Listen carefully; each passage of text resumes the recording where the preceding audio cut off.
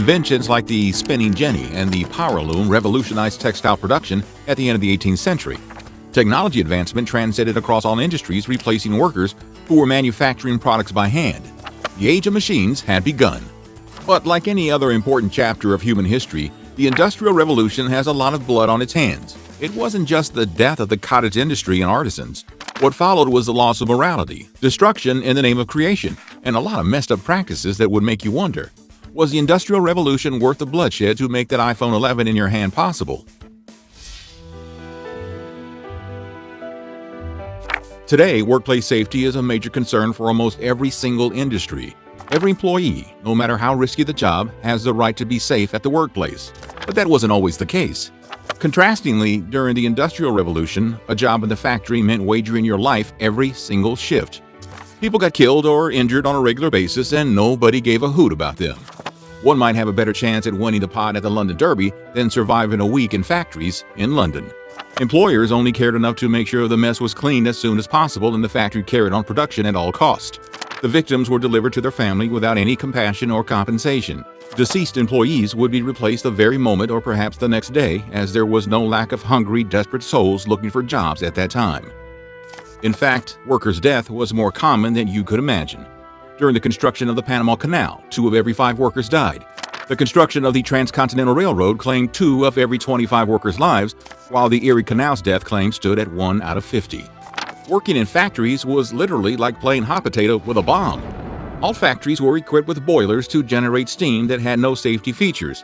There wasn't even an off button to these giant pressure cookers, so they would explode all the time, sometimes taking the whole factory with them.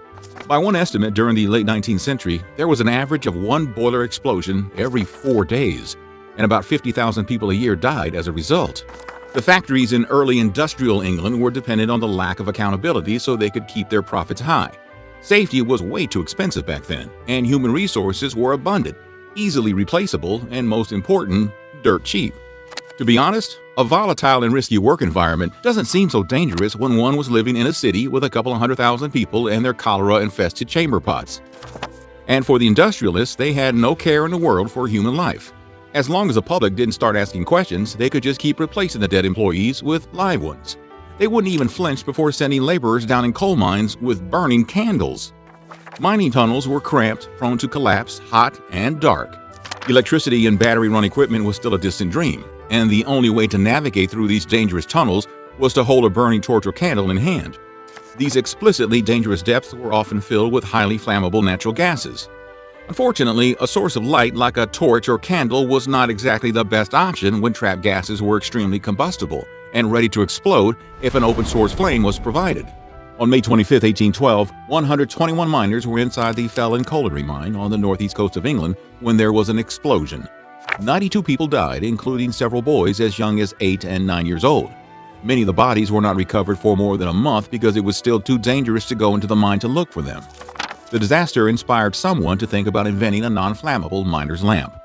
What makes the whole thing more emotional is that the government and the media rarely cared about the plight of laborers in these factories. This apathy allowed industrialists to run their factories without ensuring any kind of safety protocol or humane environment for their workers. It also empowered industrialists to shift the blame of the high mortality rate in their workplace onto their workers. For instance, the Boston Herald blamed a screw factory worker named Michael Markham's overassurance of his capabilities when he was killed in a workplace accident while operating machinery. It was pretty common for the newspapers to blame the workers for carelessness and not taking their own safety seriously when in fact there was no safety provided.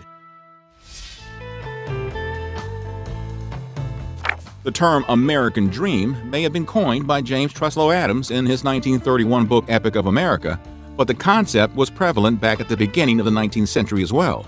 As the Industrial Revolution killed most of the cottage industries one by one, millions of rural people uprooted their entire families in hopes of seeking a better livelihood. They migrated to bigger cities so they could surrender their lives in servitude to the same machines that had replaced them. As the media industry had not entirely caught up with others' pace in the 19th century, the news was still carried by people in paper instead of radios, telegrams, or the internet. So the news wasn't exactly fresh when a man in a rural area heard of an employment opportunity in the city. By the time he'd reached the metropolitan area with his entire family, the opportunity would already be over. This would leave many new uprooted families lost in the city. Soon, cities were overcrowded with such desperate workers ready to work at any rate possible. Even though there were lots of new factories popping up everywhere, there were still not enough jobs to accommodate all unemployed migrants. People were eager to work, but the disparity between demand and supply of jobs created the opportunity for industrialists to hire labor below minimum wage. Laborers were treated as commodities, and once skilled craftsmen were now part of the mindless hives where fast, cheap, identical production superseded talented, unique, and expensive work. These factories were forced to work long, low-wage, terrible hours in dark and unsafe factories.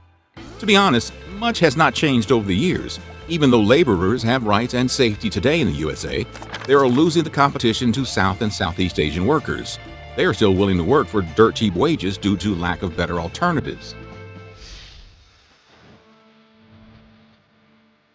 The 19th century saw a decline in mortality rates and a hike in life expectancy despite the machines causing around 35,000 deaths and 500,000 injuries every year. However, procreating almost a full-strength soccer team was normal to Western parents.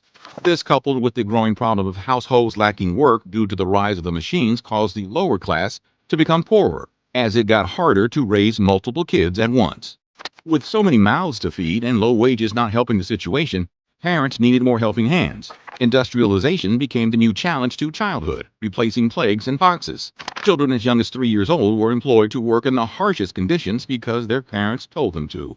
Workdays were as long as 10 to 14 hours with nominal breaks during the shift. Factories would not make things easy for these kids as they were forced to work with dangerous machines snapping at their tiny fingers. Toxic fumes filled up their lungs, and they were often pushed to crawl under dangerous places to clean debris and dust. Such crevices were impossible for adults to squeeze into, but kids were qualified grease monkeys because of their miniature build. Additionally, as kids worked hard during daytime, there was no chance they would attend school.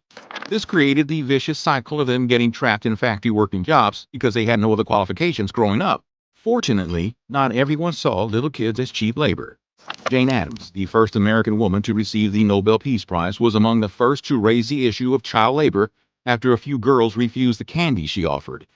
Jane exposed the conditions of these candy factories and the workload the girls were subject to.